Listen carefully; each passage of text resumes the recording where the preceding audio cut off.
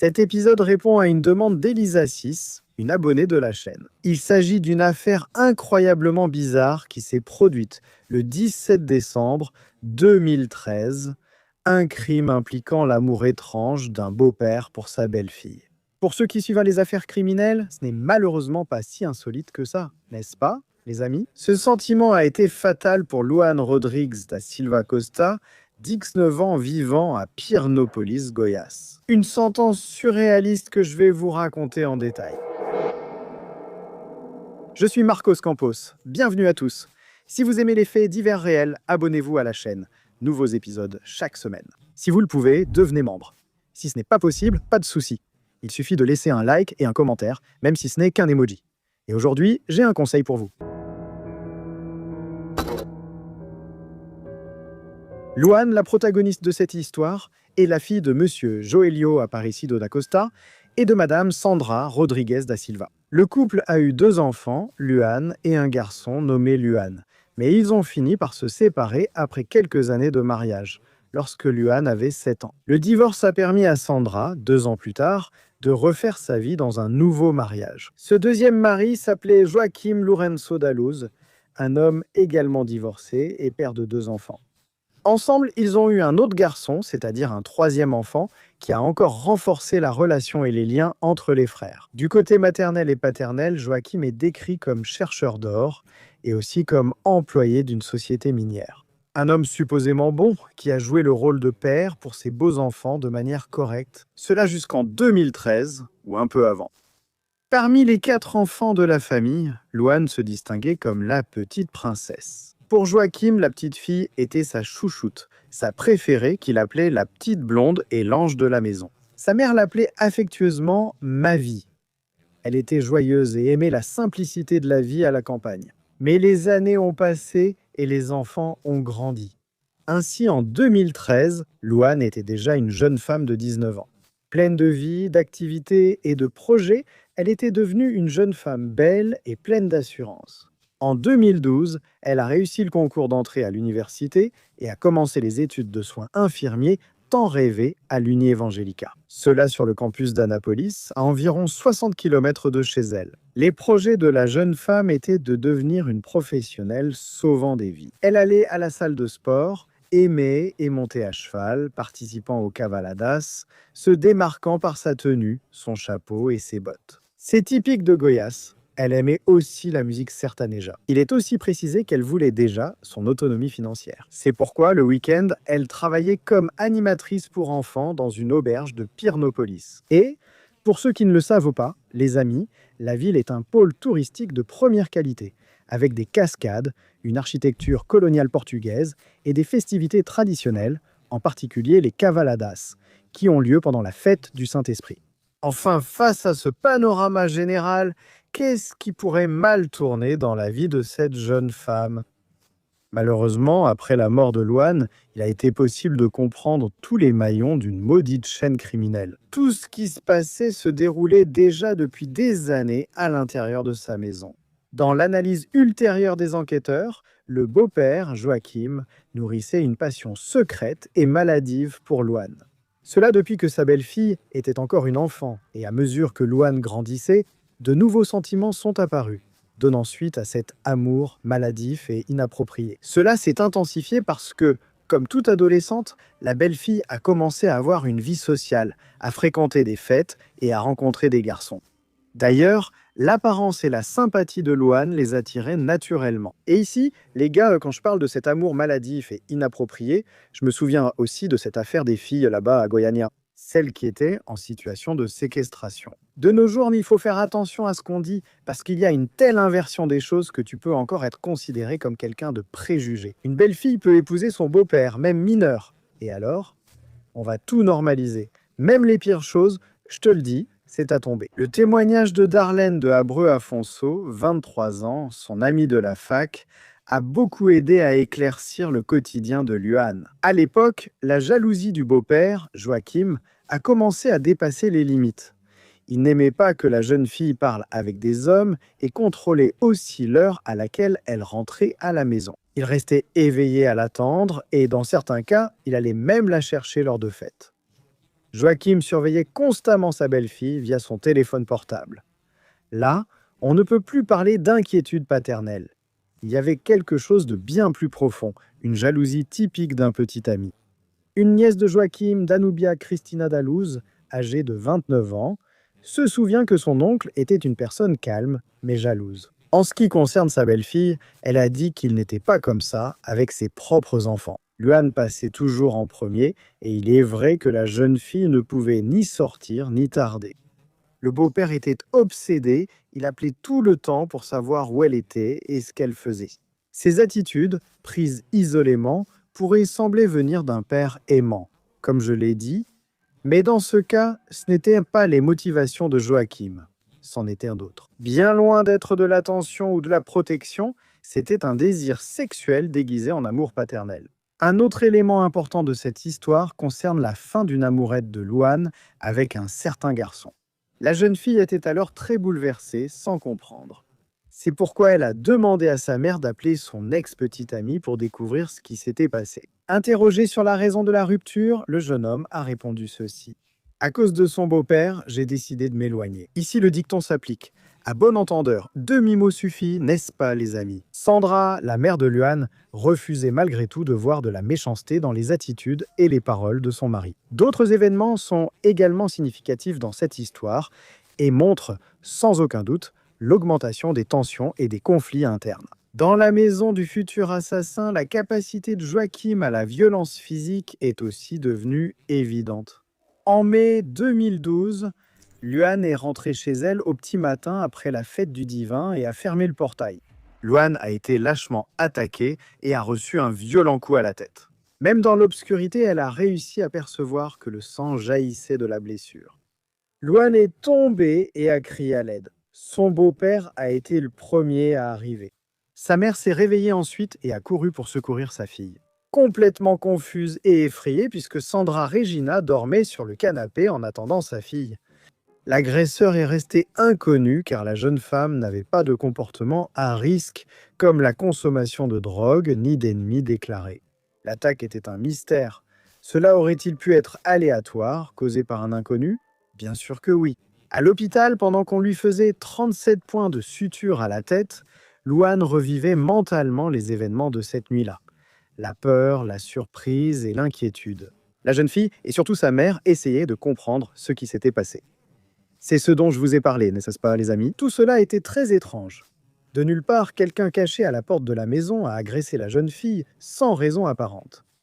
Avec une telle violence, Luan aurait pu mourir si ce n'était pas l'intention. Il y a eu 37 points de suture. Cet épisode, pour le moins effrayant, soulevait une question qui ne voulait pas se taire.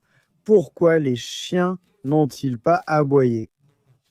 Ils n'ont pas alerté la famille qu'il y avait quelqu'un qui rôdait près de l'entrée de la maison, alors que ces chiens faisaient toujours du bruit pour n'importe quoi. Luan a peut-être pressenti que le danger était tout proche, mais elle a décidé de ne plus aborder le sujet. C'était peut-être un charmeur de chiens. Ou par hasard, un déséquilibré a agressé une jeune femme de 19 ans rentrant seule d'une fête tard la nuit. Il est resté là, à l'affût, pour lui asséner un coup sur la tête, juste pour voir ce que ça faisait. Mais avant, bien sûr, il a charmé le chien pour qu'il n'aboie pas. Enfin, les gars, Luan a fini par étouffer l'affaire, calmer les choses et a décidé de ne plus en parler. D'autant plus qu'elle n'avait pas de preuves. Et après tout, comment confronter son propre beau-père? Le résultat de cette nuit-là a été la peur, un mal de tête littéral et 2 doigts cassés. En essayant de se défendre du coup. Cependant, les conséquences ne se sont pas arrêtées à l'agression physique, environ 1 an après cet incident. Vers la fin de 2013, Luan a commencé à recevoir des billets menaçants. Les mots étaient « Tu as de la chance de ne pas être morte. Cette fois, ton beau-père maudit ne sera pas là pour te protéger. L'enfer t'attend. Ton jour viendra. » Aïe caramba. C'est vrai. Ce billet, on dirait un truc de film, non? On dirait un film, des billets anonymes et menaçants, sans doute écrits par la même personne ou celle qui l'a agressé quelques mois auparavant. Mec, tu vois, je ris parce que c'est à la fois tragique et comique. C'est tellement bizarre qu'on en rit de nervosité, d'inquiétude. La famille a déposé une plainte, mais comme lors de l'épisode de l'agression physique, il n'y avait aucun suspect. Ouais, c'est un peu bizarre, parce que n'importe lequel d'entre nous, en pensant aux motifs et aux opportunités, pointerait du doigt le beau-père, non? Au minimum, il devrait être étroitement surveillé, soumis à un détecteur de mensonges, par exemple. Un enquêteur qui, au cinéma et dans la littérature, a l'habitude de détecter ce genre de choses facilement, du moins c'est comme ça que ça marche, non? Peut-être que dans la vie réelle, ce n'est pas le cas.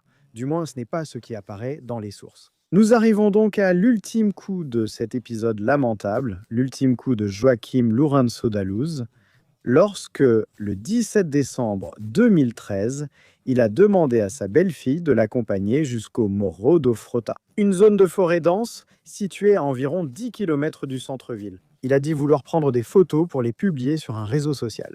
Luan n'était pas très intéressée par ce programme, mais elle a respecté l'accord et est allée avec Joachim et sa mère. Plus tard, Sandra se rappellerait que la jeune fille avait pris une douche, s'était préparée, maquillée et lissé les cheveux. Elle a rappelé à sa mère de prendre rendez-vous chez le coiffeur car elle voulait se couper les cheveux. Sandra a elle-même emmené son mari et leur fille aînée sur place, jusqu'à cette fameuse colline quittant les deux vers 3 heures de l'après-midi au début du sentier montant. Sandra devait revenir dans 1 heure car il pensait que ce serait suffisant pour prendre les photos. La femme a même dit « Si vous terminez plus tôt, appelez-moi ». Mère et fille avaient aussi prévu cette semaine-là, en plus du coiffeur, un déplacement à Annapolis, comme nous l'avons vu pour faire les achats de Noël. Autrement dit, avec cette description, tout indiquait que tout allait bien dans la famille, n'est-ce pas? Après presque 1 heure, Sandra a reçu un appel de Luan. Elle annonçait qu'elles étaient au sommet de la colline avec une vue magnifique. Elles avaient pris une vingtaine de photos de Joachim. Autrement dit, ses réseaux sociaux seraient alimentés pour les prochains mois. Luan a aussi dit qu'elle était fatiguée et assoiffée, mais que son beau-père avait apporté de l'eau. Il ne restait plus beaucoup de temps avant qu'il ne descende de la colline et termine cette journée de séance photo avant que la nuit ne tombe dans la forêt. C'était le dernier contact entre elles.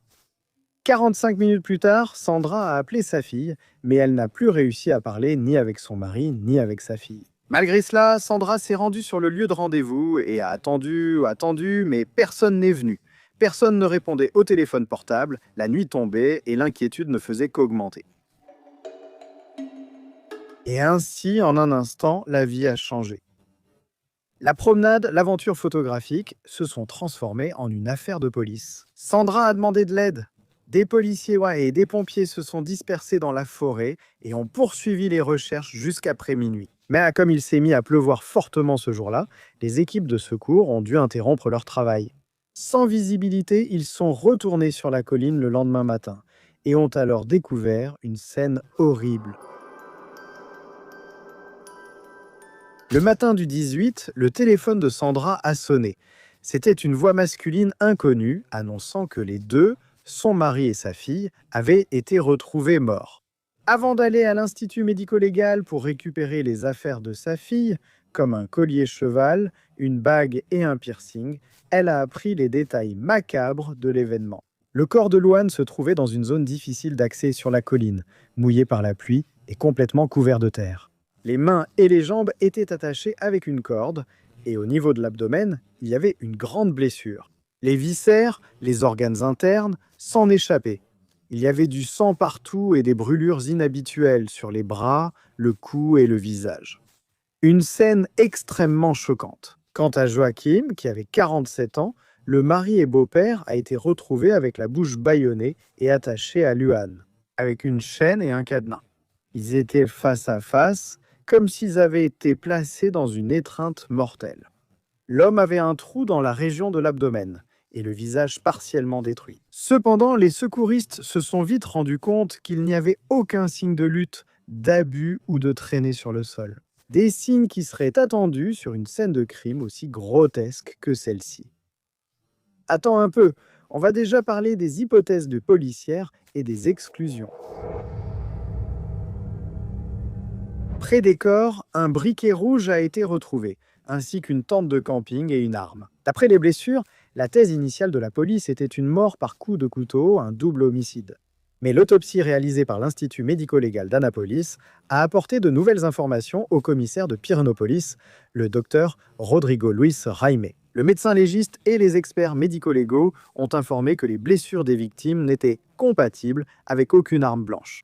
Ce qui a été trouvé sur les corps, c'était des fragments d'explosifs et à partir de là, les grandes blessures sur les deux cadavres étaient compatibles avec l'impact d'une explosion. Une explosion, les gars, car c'est quelque chose de très absurde, inattendu et improbable. Dans un pays où, grâce à Dieu, il n'existe pas d'antécédent d'homme-bombe. Incroyable, une scène de crime grotesque, étrange, insolite, mais face aux preuves matérielles, le commissaire et son équipe devaient retourner sur place, à 4 km de la ville, et fouiller minutieusement la forêt. Maintenant, effectivement, en sachant ce qu'ils devaient chercher, ils ont localisé et récupéré des fragments d'explosifs près de l'endroit où les corps avaient été retrouvés. Ces fragments ont été envoyés à la police technique pour comparaison avec le matériel trouvé sur les corps, ce qui a donné un résultat positif. Sur place, ont aussi été récupérés une corde verte et bleue, une chaîne et une lampe de poche. La tente et le matelas trouvés à côté étaient à Joachim. Un témoin a également été interrogé et a affirmé avoir vu l'homme sur les lieux la veille, ce qui a commencé à caractériser la préméditation des meurtres. Mais en revenant à la maison de la famille, en deuil double, les policiers ont saisi d'autres preuves qui incriminaient l'auteur.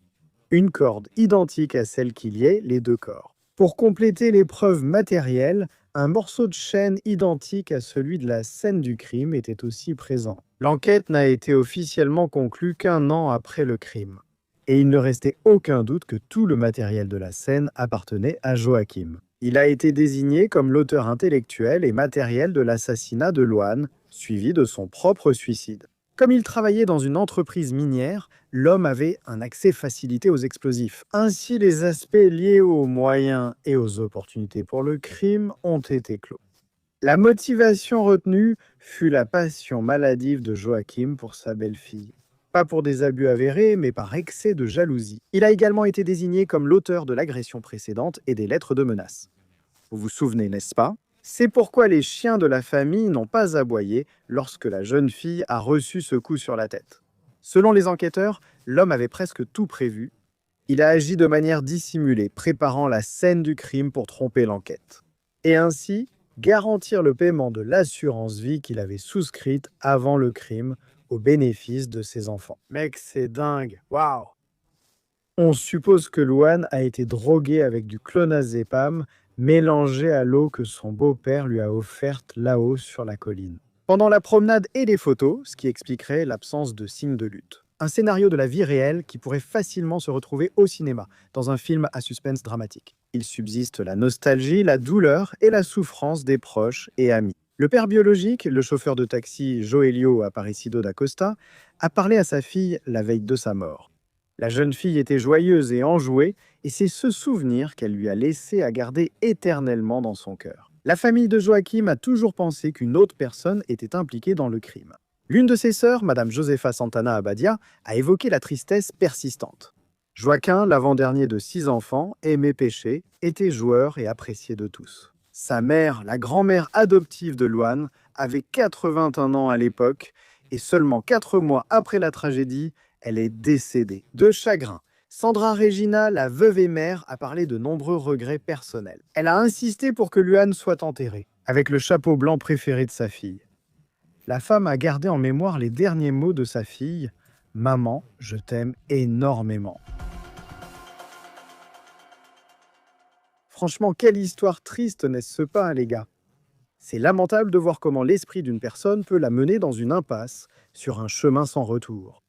Avoir autant de jalousie envers sa belle-fille à ce point, au point de vouloir blesser, faire du mal à la jeune fille. C'est vraiment fou de penser à ça, au cerveau humain lui-même. J'aimerais avoir plus de connaissances pour analyser ces choses, parce qu'en même temps que c'est grotesque et révoltant, il y a une curiosité de comprendre ce qui pousse quelqu'un à dépasser toutes ses limites de la normalité. C'est ça, espace thérapeutique ouvert dans les commentaires. C'est tout pour aujourd'hui. Je vous remercie énormément pour votre compagnie. Un bisou du roux et à bientôt pour le prochain épisode.